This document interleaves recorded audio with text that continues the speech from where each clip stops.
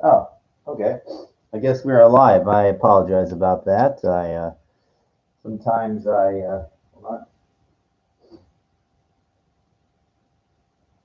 Sometimes it takes a little while for the live to go live. So I do apologize. My apologies. Warrior Junior here with another episode. Happy July the 1st, 2021. Another episode of knowledgeable information, practical advice that I consider relevant to today's world. I know people talk about the lighting being fucked up, but you know what? It's not. That's not really what's important. What's important is that I am here to give my advice. Now, one thing why I do this live, I know people like to write comments sometimes. I don't read. I don't care about what they say because I am not here to hold a conversation. I am basically here to lecture, and that's basically how it is. So I really don't care if you like what I have to say or not. This is my own knowledge of life experience that I'm sharing. And there's a saying in this world that if you're talking to somebody and you're not listening, then you're not learning. Um, there is a time to talk, a time to ask questions and things, but that's the problem. I have a friend. He's like almost 60 years old, and he's not really that bright, and he just does not listen. He talks too much. He's not. And unfortunately, I hate to say it, there's a point in life that you get to a certain age. I don't know when that is, but you become kind of hardwired. Like narrow-minded. A lot of older people, I notice that they're not, learners. They're not willing to experiment, change, try to do things differently. They're just set in their ways. Whether it be they got these addictions, these problems. And, I mean, I got a friend, he's a good guy and everything, but this dude, that's all he does is drink beer and smoke cigarettes all day. And now he's having problems in his legs. He can't walk or that much. And I said, well, he said, well, go to the doctor. I said, go to the doctor. What do you expect the doctor to tell you? I was like, dude, you're 60 years old. You're putting all these toxins in your body for so long, and what happens is, it's like a car. It's the pipes and the shit get old. But unfortunately, unlike a car, you can't just take out your arteries. Like this is just it's like stupid. That's I'm sorry, but he's some good guy, but dumb because you know not willing to challenge. It's like, oh fuck, it's smoking that's doing that. Well, it's too hard. It's too hard. Everything is too hard. Climbing Mount Everest is too hard. Doing whatever, but you don't want to challenge yourself. You don't want to try to achieve anything. For yourself. I don't know what to say. You expect the doctors to fix everything. There's times when you need to go to the doctors. Yeah, yeah, you don't know when something's going on, but a lot of shit is, it's not like that stupid show House where it's like, oh, this person has the rarest condition. No, no, no, no, no. The things that you do to yourself are caused, it's self-inflicted.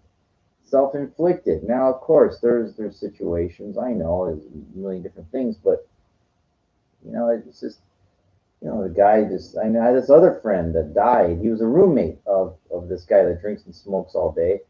And this guy, again, also, like, he couldn't stop drinking. And he went to Cedars. The doctor's like, dude, if you drink any more beer, you're going to die. You get any more alcohol. And the guy just, when the second he left the hospital, went out and bought a 20 pack. And, the dude was dead within a couple months. I remember he told me, my friend that smokes and drinks all day said, "Oh yeah, he came out of the bathroom and he just fell over and he bled to death, right there." And the dude wasn't even 50. I think it was 49. But it's just not willing to stop. It's like if you're lucky, you get a warning. You kind of get a warning. And with me, without getting into my specifics exactly, I felt like I had a warning about 2.5 years ago. I would drink any kind of different beers and shit like that, but I kind of had a warning 2.5 years ago, and the doctors didn't even tell me. I just did it on my own. And I got to admit, it is tempting. I liked different types of beers. I like, I used to like, Corona when it's hot out there, and then the Sapporo. Kind of remember I had a kind of a good bite to it, and I like German beers because my dad was born in Germany. And you know what though? I haven't had anything in 2.5 years, and just the way that I'm wired, being like an intense person. I don't like that term OCD, obsessive compulsive drive. I mean, I'm sorry, I call it that. I know it's obsessive compulsive disorder, but in a way, think about it. I call it like obsessive compulsive drive because it is kind of obsessive compulsive drive. Disorder implies like there's something really wrong with you. I just think some of the best people, best athletes or whatever, they had like a drive to become. So maybe they were obsessed or not. They had incredible talent, but I guarantee whoever it is, they had to work extremely hard. So there must be a line, I don't know, between obsessive and things that could be dangerous to you. I don't know, but I think what happens is, like a younger athlete, let's say somebody that was in the Olympics, a gymnast or something, and their career is basically over by the time they're 17, 18. And what they do, it's like their whole life was that, and it's over. A lot of those people spiral into depression, and they start, drinking heavily, and it's like uncontrolled. It's like, it's kind of weird when they say alcoholic. Alcohol is like, can't stop. Well, you don't understand. It's not like, they start drinking and they drink 24/7. No, it's a person drinking now every day, and it's like, it's different, different analogies. For me, I kind of did everything, like I drank whenever I felt like it, and then I wouldn't, and I just, I hit some point. I think as I started to get older, I says, just the way that I'm wired, I just don't, I just shouldn't do it. I think that, and because then you don't have hangovers, then you don't have to worry about how you feel the next day. Like there's just enough shit going on. I felt like I did all that, and it really didn't take me away or get me any place. If not, you can tell by the way I'm passionate about, the way sometimes I would be when I'm upset. I really, would go hardcore, aggressive toward things, and that's how you get into fights and possibly get arrested. Um, when you're a little different and you're sauced up, then you can stick out like an anomaly, and police see that, and they don't care. They're not there to, but they're there to enforce the law enforcement. So, you know, you might be harmless. Like my friend that drinks and smokes all day, he came out here from New York. He first came out here to Venice, and I guess in New York at the time, in the 80s, you used to be able to carry. There was like a conceal and carry. Yeah, you could carry around beer. You could drink in public as long as it's in a paper bag. I guess in Brooklyn that was a rule. I think in Texas they had that too. Open container as long as you can see it. As long as you're not intoxicated. Can you imagine that?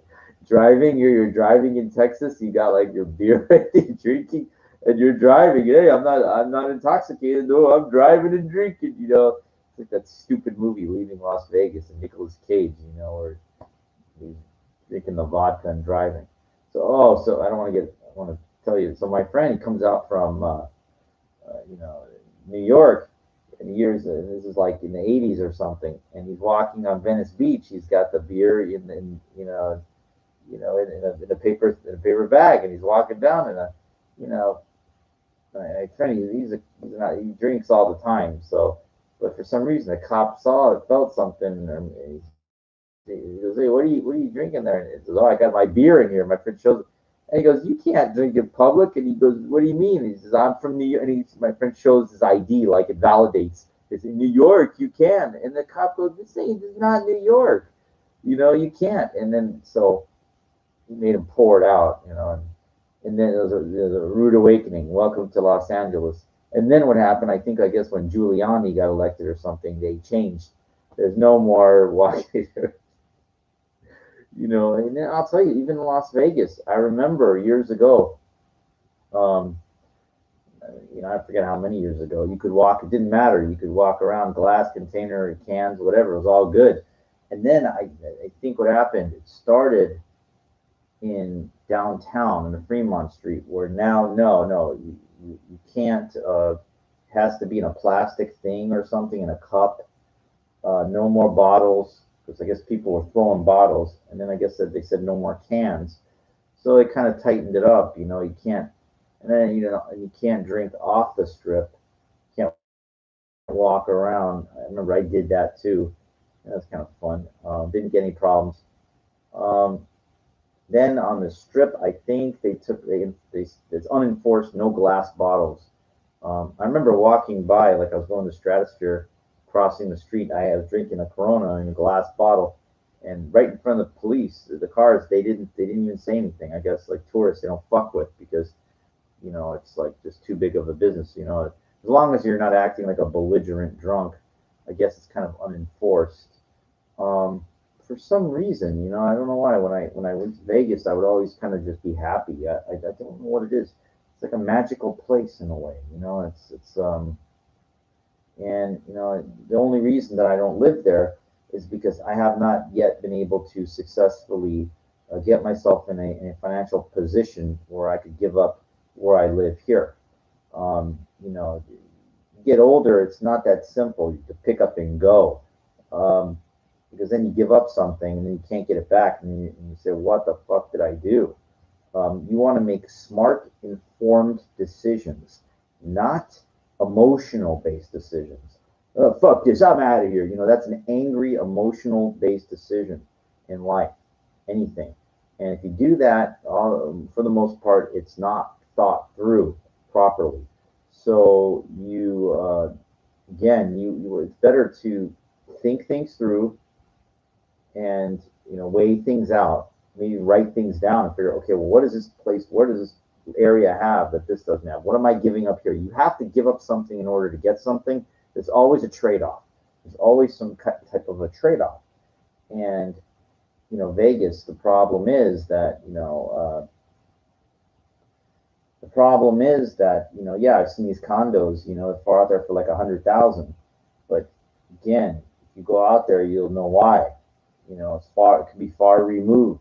It's not like Los Angeles where everything is close and everything. You could be a couple miles away from something. There's bad areas there. You really have to um, know what you're getting yourself into. But I say that not to scare, to say, hey, but there is good too. There's a lot of wealthy areas there. There's places, you figure out where you're going. There's a lot of infrastructure they're building there. I thought it was just a strip. I ventured off the strip, walking down Sahara all the way down, and there's like it's kind of a city. You get far enough away, it looks like a regular. It's not just about gambling at all. Not at all. Not at all. And for me, that's just something that I stay away from. I could take it for what it is. I could go to those, the venues, nightclubs, lounges, and to dance and have fun. It's not that like, oh, I can't go anywhere there, because it's gambling. But no, no, it's just be nice to go to a place and have like opportunity kind of set up for you to get the ball rolling. Not going someplace empty-handed and say, oh fuck, like how do I get started here? Because that can be really hard. People come from travel. I notice a lot of younger people, they run around a lot more. But when time starts to add up, you really want to make a game plan, and go after things more realistically. I showed my friend, uh, uh, this condo complex in Vegas, and he was like, his eyeballs, really, like it showed. I showed him, yeah, there were like tennis courts, there's a gym in there. There was like, what else did they have? I forget. There was what else? Oh, like all these pools around there, 24-hour security. And I was like, for like 100 grand. Now, It's one, like it's a little unit. It's not huge. People probably above you and everything, but you're not going to get that in LA for 100,000. But again, you're going to be there. So, but I think it was near like the football stadium and about 2 miles off the strip. It's not bad. I like to know where the post office is, where the food places, the markets, the supermarkets, especially. I like that to be within my vicinity. I have like an electric bike, electric scooter. I haven't used it in a while, but I see myself if I'm out there utilizing that, and if it breaks down, whatever, you want to have enough money where you can buy another one. You just want to plan life accordingly. They have UNLV out there, and I applied for all these jobs. No one reached out to me. That sent off a red flag. Like it's like fuck. Okay. I mean, ideally, you'd like to you want to work if you have to, if you want to. Um, you want to trade up. You want to trade up. Um, Believe me, LA though is the center of so many things. Everything's here, but it depends how that helps you. A lot of people, they get older, they retire, they go to different places for whatever reason. They call that enjoyment. Well, I don't know. I don't know. Unfortunately, with me, I made some bad business decisions involved with cryptocurrency, stock market, futures trading, and I have balls. I really try sometimes. And unfortunately, I thought what was going like this was going to keep going, and what happened was, the bottom dropped out of it, and I got killed. I mean, got lucky to get a portion of my money back in certain things, but you know, it wasn't about greed either. It wasn't about greed. It was trying to make like what I consider a sizable amount, so I could get that condo, without having to finance, things. I think like if you have like a real goal, it's not really greed. You're trying to go after something you want, And what really sucks about this is that there's some guy that I found, and he lives like all these country clubs in Las Vegas, and they're nice, 24-hour security and everything like that. And this older guy, he has a small unit he wants to sell it for like 100,000, and he says he wants to move to like I don't know St. Louis or something because he hates it in Vegas. And I said, well, hey, let's work together here. Let's forget about these real estate brokers and listing agents. So you don't have to pay them 6% and taxes and everything. So, work with me. I'll give you like, 10,000 down. We write up the escrow thing, and then work out a deal where I pay you like 30 grand a year over 3 years. I mean, it's not a really long time. You'll be getting, and this guy's like low income and everything. So I'm giving you a little money to go get started somewhere else. And then I'll work out a deal where I'll pay you like monthly or whatever. We'll work out something. So it works for me and it would work for him.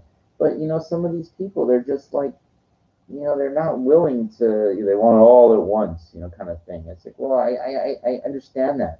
I don't blame them. But, the thing is sometimes you get somebody that's willing to pay you consistently. I mean, shit, it's better to have money coming in like that sometimes, slowly, consistently, than to get this big lump sum all at once. You burn through that, and then you got nothing. I mean, you give somebody that's not accustomed to handling, a couple 100,000 or whatever, they're going to burn through it. They're not used to, getting that kind of money all at once. It's a lot to handle. And what happens is because your level of living, your standard of living is like this, and you give somebody all that money, like they're up here, they got to get back to this. So what happens is they're going to burn through it or whatever to get back to this. Like a lot of lotto winners that they go broke within a very certain period of time, not too long, because they're used to standard of living is this, and then you give them this. I don't even put on the scale to win that much, and then they got to get back to this. They got to get back to baseline, so they burn through that money. I remember there was this one guy, this one guy that he was a friend. I didn't hang out with him, but he'd come over and hang out at my friend's place, and I was there, and he had this safe that he found. He was a caretaker. He cracked it open. It was like 15,000 inside, and this guy's like borderline homeless, and he was so excited. 15,000! Wow! He was bright. He was so excited, dude. He was giving money away. I mean, I remember this dude. Like he got there's this cheap motel that it's not open anymore, but it was like it's like $100 a night there, and the guy literally moved in there. He didn't care. $100 a night to him, like so. That's constant money that I think he managed to last there about a month. That was it. And so what happened was I remember he gave like 500 to his friend, and the dude, I remember we went to Tijuana together. He goes, Mike, how much do you need? He goes, and I'm like, all right, all of a sudden, so he gave me the guy that cracked open the safe gave me 100 just for me being there. Then the other friend gave me like another 200 just for me to go to Tijuana, and then the guy that cracked open the safe again, like after talking with him for 5 minutes, he gave me another 100. He's like, he just had to get rid of that money. He had to get rid of that money. He had to go back down the baseline. He's not accustomed to having that. I mean, he was carrying that water around. I remember, and it was all gone real fast. Within a month, he was back to, back to nothing. But the story is that usually people that are not accustomed to having money, you give them a sizable amount psychologically that you're taking them outside of their parameters of their comfort zone, and they got to get back to baseline, to normalcy. And the only way to get that is to burn through that money. So if you get anything away from that story, I hope you realize that if you ever come into anything, try to set up a plan before you get it, so you kind of know what to do. I have my goals. I have things that I'm trying to work toward. It's always best to try to accumulate things slowly. What I mean slowly, though, it's so you kind of get accustomed to used to moving up the financial chain. Like so, it's not a big shock, to have some money, I guess. So so I got completely off topic. Forgot what the topic. Oh, unconscious and the conscious in the world. Okay. You know, I don't know. Like I talk about women and things like that. And they're all on the phone and stuff, acting busy. It just seems like even in the park today. I went to the gym and I went to the park and I'll work against a tree. And the thing about it is, that a tree is like it's not meant to be pulverized. Number one, you try hitting a tree really hard with your fists, you're gonna break your hand. Your muscles are not as strong as a tree, anyway, with a thick density, and you will more than likely cut yourself, your knuckles. If you're not hitting it properly or hitting it way too hard. Um, if you're kicking the tree too, that's not the point, because the tree is supposed to be like your training partner. You're supposed to use it for, um, like swiping. Yeah, I'll kick it, but I won't kick it with any real force. It's pointless, because if there's no give, and then it's going to come back, and fuck up your feet. So what I do is a lot of swipe kind of things. I use the tree for precision and balance, not power. Power, you can save that for the heavy bag. I do that at the gym. But I also work on precision and balance on the heavy bag too. So I'm doing everything, all the time, every day, twice a fucking day. Jesus. The guy that passed away, he was in the martial arts too, but he retired. When I met him, he was like, his advice to me was, don't let it consume you. Don't be too obsessed about it. Um, you know, I think you have to be, as you getting older, like if you want your kicks and your movements to have precision. Because especially when you're doing, because when you're doing anything, you're spinning around solid, boom, you're landing, you know, like you want to be able to stick, you know, your moves. Because if I ever am fortunate enough to get an agent and I go out on any auditions for dance or for martial arts, you really want to look like, when you put that on your resume, you really, really want to look like you know what you're doing. You don't want to be like still learning. The whole idea is to already be very well trained. And you know the problem is that when you're training, you know, whether it be at a park or in a gym, it's very easy to look like a fool. Um, how do I say? Or very easy to look like somebody that's going to be embarrassed. You know, like I mean, I hate to say it. I mean, to me, a fool is somebody that is like uneducated. Um, I don't know. Just a goylem, you know, like somebody that doesn't. But somebody that's trying, to me, is not a fool.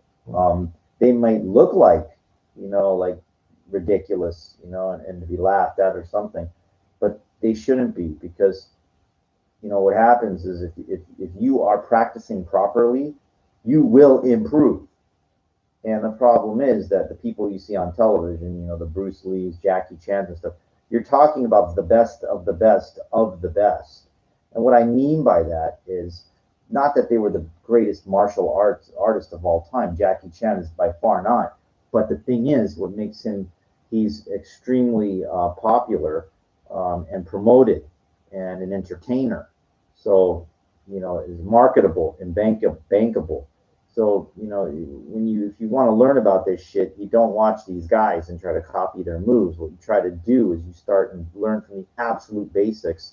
And, you know, even, I mean, if you're a real beginner, you have to go and join a dojo, take simple karate. Even just the simple Shotokan karate will teach you foundation. Um, you know, and that's like kind of important, you know, or even a boxing class will teach you exactly. Like, don't try to like, and work within your parameters. And what you do, whatever it is, whatever you feel you like or you want to work on, and then you expand on it when you feel it's when you can do it. Like I try to get what I work on. You know, now I try to get my leg up, you know, as high as it will go when I'm kicking a heavy bag with balance and precision. Very hard to do. Um, these guys, these experts, whatever these masters, make it look real easy because you know that's them. But you know, I go and try to do that. You know, especially as you get older, without years of experience. Good luck. Um, I work on all different kinds of shit, but it's all, you know, based on, you know, mostly flexibility, precision, and that's hard. I am not flexible, not at all. But I work on that too. You know, I put the time in. For some reason, I feel like it's a new challenge for me. It's like, and I enjoy it. Um, I know people are watching. I could care less. I could really care less. And I know my movement a lot of times, you know, my kicks are not clean, and they're not, you know, like I fuck up and it looks kind of stupid, you know, and then I'll do these stretches that look kind of weird. People, you know, I feel like, what is that guy doing? I don't care. I don't care because I believe I'm doing the right thing.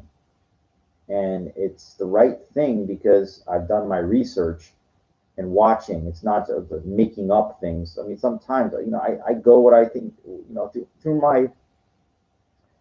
my research and through trial and error. Like, I think I know it's pretty cool. Like when I would dance, I think, all right, this looks good, and you know, people would always give me positive reinforcement. I didn't care really about that. That's nice, but that didn't do anything for me because like I would go out trying to meet women, and you know, there's nothing more frustrating than a woman coming up to you telling you, "Oh, you really can, you're a great dancer," and then they walk away. I mean, you're like you're better off just not even coming up to me and saying that because you're not helping me. They don't understand your plight. Um, yeah, you know, like trying to use dance to manipulate and get women. Okay, I get that, but that wasn't the reason I got into dancing. I really thought I was going to build a career off this, and unfortunately, not everybody that's tries to be an innovator or something makes it. Tries to do something. You're you have to understand something. You can only go so far if you're lucky with something, and then you better be practical and realistic, or you're going to expend, your entire life, like that poor guy that I know on Hollywood Boulevard. He's basically street dancing, and he's broken down. He's like late 50s, and it's like waddling around. You can't. I mean, I remember that dude and his what he could do.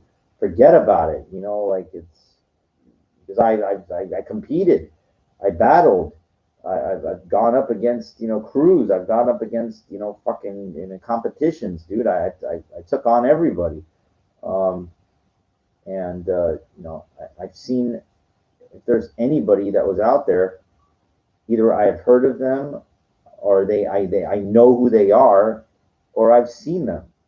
Again, I'm not just some guy that went into some nightclubs and stuff. I went to competitions, man. I've seen I've seen the best of the best of the best.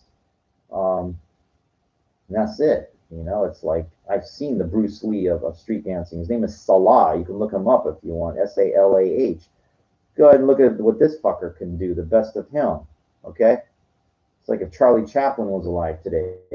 That's what this guy is or was. He's getting a little bit older, but let me tell you something, man. I've seen them all, and this guy from France, uh, you would look like a fool trying to challenge. He's the Magnus Carlsen of street dancing. Okay, you have no chance to battle these guys. The Les twins. He holds them on up against those two guys too. And those two guys would be nothing either if it wasn't for them. They look alike and they bounce and work off each other. That's the bankable marketability. I don't care for their style; they're okay. But what happens is when you have a young people following you, it gives you a lot of wind in your sails to push you forward. And that's what they did. They got made a big name for themselves online, snowballed in a world of dance. I heard about these guys for years already. They won $1 million on the World of Dance show. Um, so they really didn't need the million, anyway. They were already had worldwide recognition. Um, I can go on and on about dancing and stuff, but that's not for this episode. So, what was I going with? Yeah. So unconscious women, especially, the norm of them acting busy, in the markets or in the streets or whatever, and it can lead to frustration. If you are single and you're trying to do pickup, um, I do not show that. I used to. I used to show frustration and anger and what that got. It got attention, but amazingly, it got negative. Yeah, you get negative attention. So you think, oh, any attention is good. No, it's not. It's not. Because you are going to build a name for yourself as being somebody that is not a good person, and nobody wants to be around that. This is not like a psychotherapy where, oh, you're angry in public. Oh, can I help you, kind of thing. No, no, people are scared. Okay, I'm scared if I see some homeless guy that's like yelling and everything. And he's coming right at me like this. Oh, oh, can I help you? Like, are you fucking kidding me? You don't know what that guy's gonna fucking do. It's like a fucking Tasmanian devil, like a dirt cloud coming at you.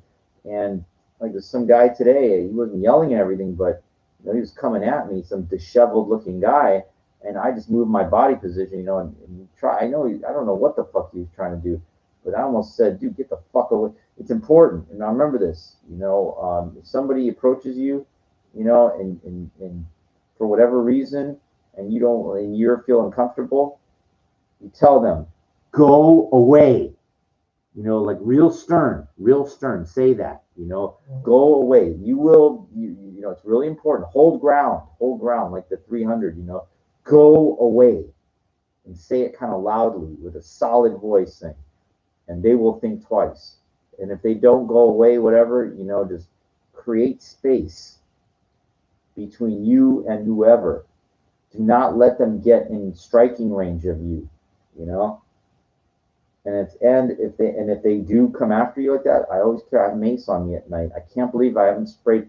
I have so many stories about just people fucking with me, just me minding my own business and everything. I don't know what their fucking problem is, but you know, amazingly, I've not squirted anybody yet. But they will receive, they will receive it if they keep trying to get into my shot, get into my movie, which is my life. They are not going to. Um, I'm going to get off of this now because I am talking to a friend of mine. So we will return. Very